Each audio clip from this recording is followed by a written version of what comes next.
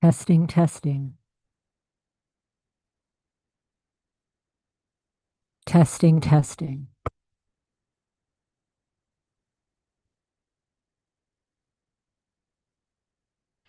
Okay. Is it three? One more minute.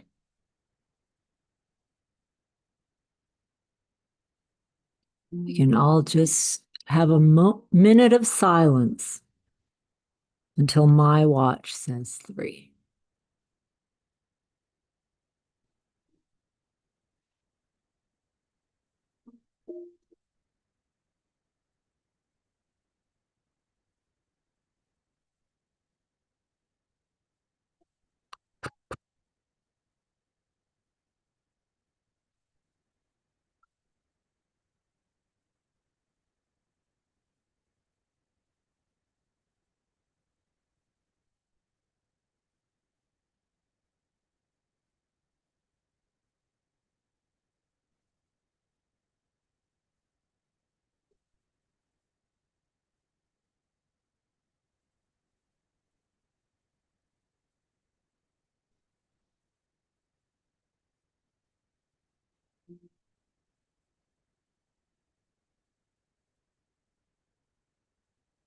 All right.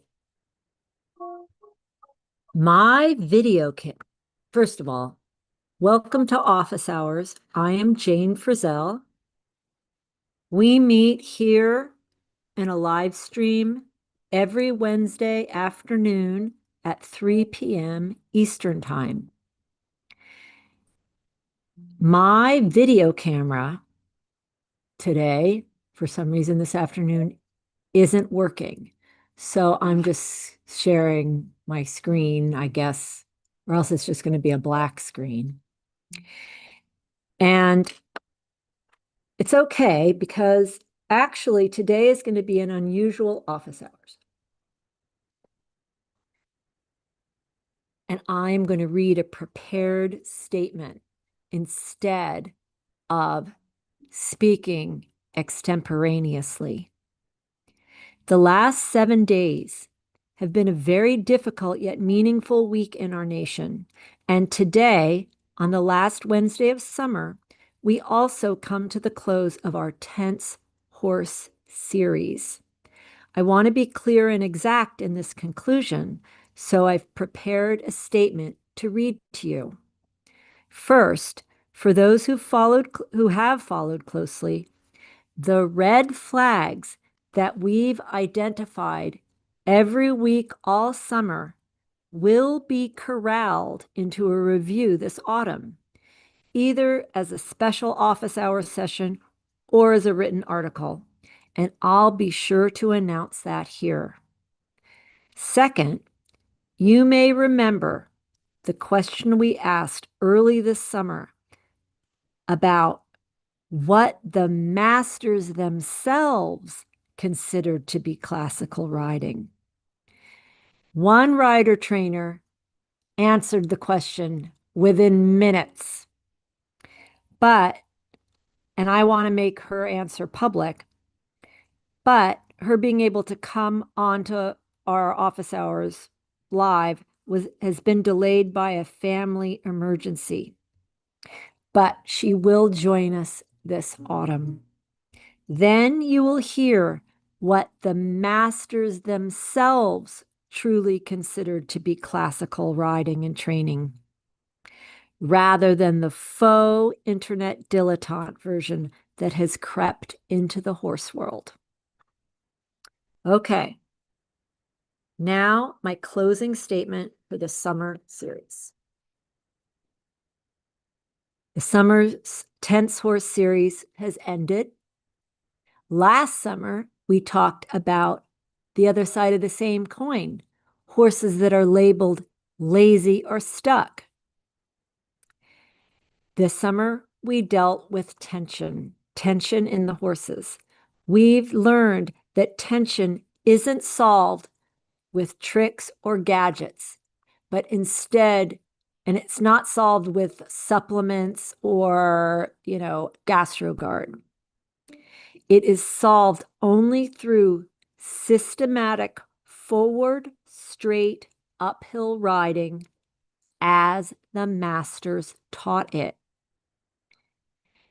But every single step rests on one condition, and that condition is looseness, what the Germans identified as Losgelassenheit, which, if that's more perfectly translated, means an absence of tension.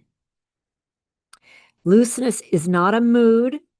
It is not a stretch. It is not a vibe.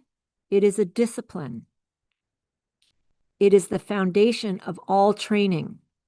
Without looseness and the elasticity that comes from it, there is no true engagement, no self-carriage, no harmony, no natural aids, and no contact. Calm, forward, straight is a technical outcome that we train, not a philosophy. I will put a link in the comments of this live stream and in the description to my article on looseness.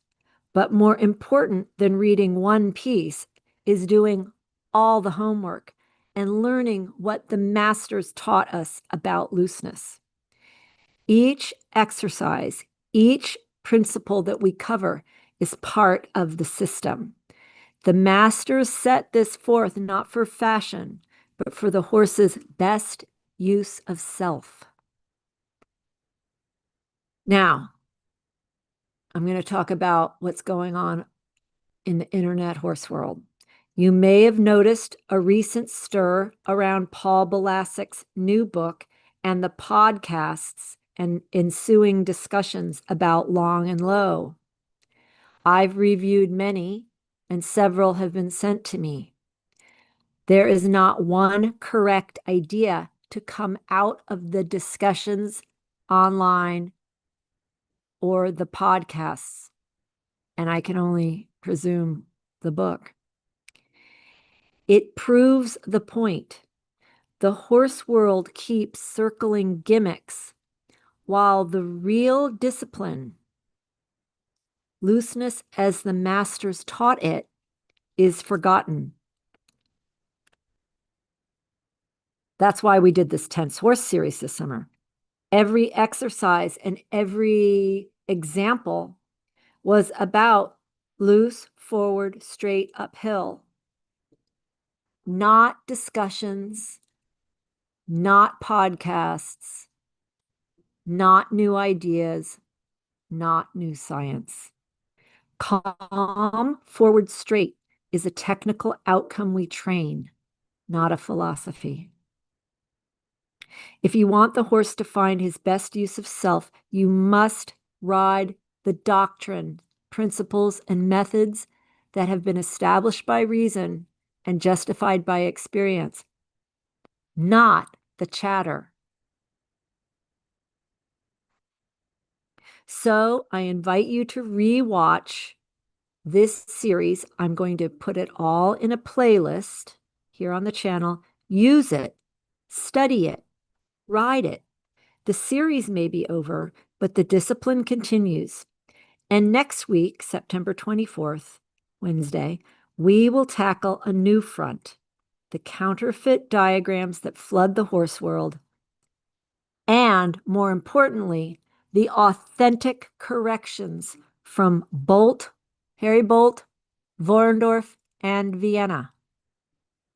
The line is the same in every case.